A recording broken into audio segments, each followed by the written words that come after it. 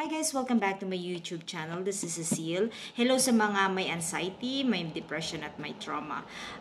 Ang topic natin ngayon ay tungkol sa agoraphobia.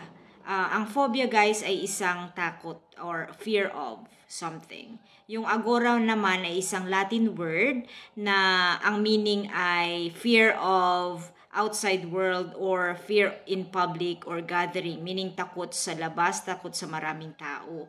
Bakit nangyayari ito sa isang mga may anxiety? Malamang sa inyo guys na nanonood, nakakaranas kayo ng ganitong karamdaman, ang anxiety, na yung mga may anxiety na takot na lumabas, takot na pumunta sa maraming tao. Nangyayari ito guys kasi ang isang may anxiety, pag nakaranas na ng mga simptomas o yung mga physical symptoms, kagaya ng mga panic attack, ng maraming pangyayari na takot sila, hindi sila makahinga, paninikip ng dibdib. Ngayon, natatakot na silang lumabas kasi baka maramdaman nila sa labas yung mga simptomas, which is walang ibang tao or makakatulong sa'yo. Yun yung takot na mga may anxiety na katulad ko. Nangyayari yan guys, lalo na sa mga nagkaroon na ng mga maraming beses na panic attack. Kasi natatakot ka na mangyari ito sa labas ng bahay. Kasi ang anxiety ay matinding takot yan guys. Anxiety is a mental health issue talaga. So, yung iniisip mo, takot ka lagi, takot ka lalo na pag maraming tao kasi parang natitrigger yung anxiety mo. Pag maraming tao, pag maingay, pag nasa public ka, pagka nasa labas ka ng bahay. So ito guys, pag may agoraphobia ka na tinatawag, takot ka lumabas, takot ka sa public, naaapektuhan ngayon yung buhay mo. Naaapektuhan yung isang buhay ng isang may anxiety kasi hindi ka na makagalaw, hindi ka makapunta sa mga mall, hindi ka makapunta sa labas, hindi ka makapalengke, hindi mo magawa yung mga ginagawa mo sa labas ng bahay dahil sa sobrang takot mong lumabas. So, lahat ng mga ginagawa mo sa labas, hindi mo na magawa. So, naaapektuhan yung lifestyle mo. Para kang isang prisoner, na yung isang prisoner nasa isang kulungan, na wala kang magagawa kasi nasa isang kulungan ka lang. It's the same thing siya guys, parehas siya ng agoraphobia. Para kang nakakulong sa isang lugar lang or sa bahay mo lang na hindi mo magawa na yung mga activities mo sa labas ng bahay.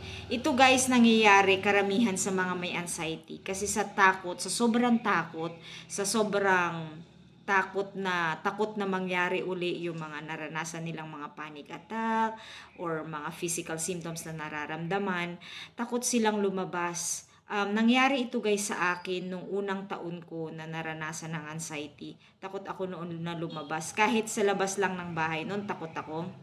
Harap ng bahay, takot ako dati. Lalong-lalo na paglalabas ako talaga ng bahay, yung pupunta ka sa palengke, pupunta ka sa tindahan, takot na takot ako dati guys. Isa yun sa tinatawag nating agoraphobia. Kasi sa sobrang takot mo, sa maraming symptoms na naranasan mo sa katawan mo, baka kasi ang iniisip mo is baka may mangyari sa'yo pag lalabas ka.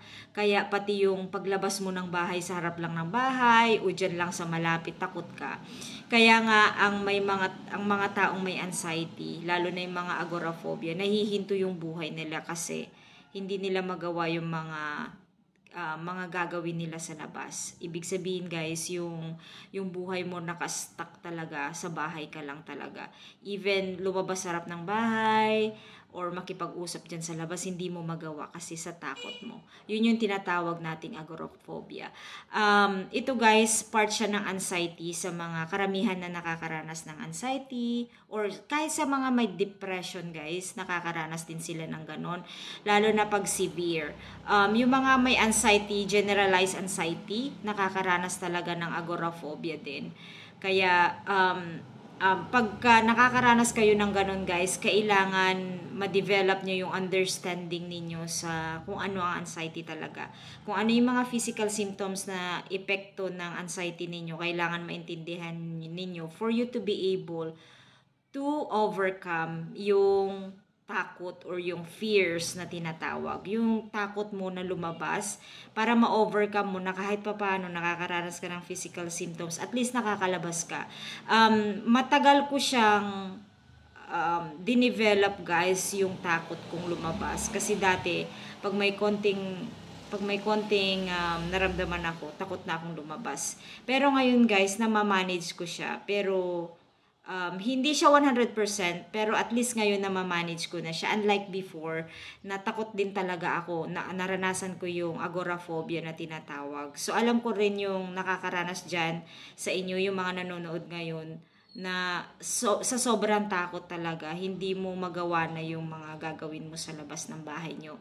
So, ang payo ko sa inyo guys, you have to understand kung ano yung anxiety, kung ano yung mga physical symptoms, kasi may iba-iba tayong mga simptomas na mas matindi yung iba, mas matindi yung takot, mas matinding insomnia, mas matindi yung mga muscle joint pain. Marami guys ang mga simptomas ng anxiety. So pag nagkakaroon kayo ng agoraphobia o takot lumabas, takot sa public, then you will have to develop yung self-confident ninyo na at least makahakbang kayo sa labas ng bahay nyo. Para pakonti-konti, hindi yan agad-agad. Kasi dumaan ako dyan guys. Hindi yan pinipera sa kailangan isaisip ninyo at isa puso ninyo na ang anxiety ay isang karamdaman na nanggagaling sa isip natin. So kung may agoraphobia kayo guys, naintindihan ko yan. And sana maging okay yung mga anxiety sufferer na kagaya ko. And I hope nakatulong to sa inyo guys. And I'll see you on my next vlog. Bye!